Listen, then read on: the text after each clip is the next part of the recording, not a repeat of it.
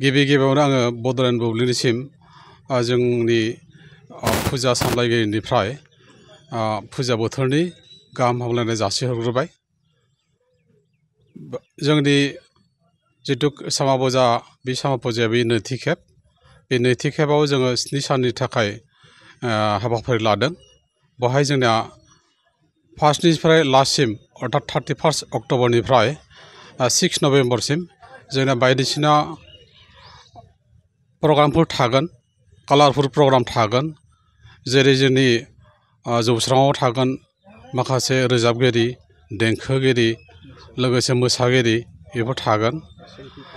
आरो जोंनि बेवहाय जोङो रंजानायनि थाखाय बा गथ'फोरनि रंजानायनि थाखाय बेवहाय जोंनि जेरै ट्रेड फेयार, मिना बाजार, सेल्फि पइन्ट, जेनेबा फुख्रि थागोन, फुख्रियावबो माबा माबि थागोन, जेनेबा सेल्फि पइन्टफोरबो थागोन फुख्रिनि सायाव। बेखिनिखौ जोङो जोंनि फुजा सामलायगिरि आफादनिफ्राय जोङो रायजोफोरनिफ्राय जेरै मोजां सुबुरुन, हेफाजाब आरो गासैखौबो नुजाथिफैनो थाखाय जों खावलायहरनाय जाबाय। बेनि अनगायैबो नायनो थाखाय मा जर'खा हाबाफारिफोर दंबावो?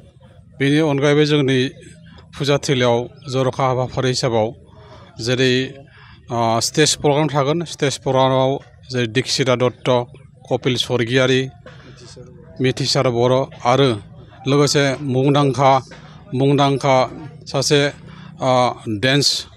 डेन्सार, सुपार डेन्सार, बे जाबाय मासुम नार्जारि। आरो लोगोसे जोंनि बर'निनो उन्थिफुनाय मिथिसार बर' बिथांमोना थागोन। जोङो गोबां जायगायाव नुयो फुजा मेलायाव जौ जुवा होनाय, नोंथांमोना बेफोरखौ माबायदि होबथादों?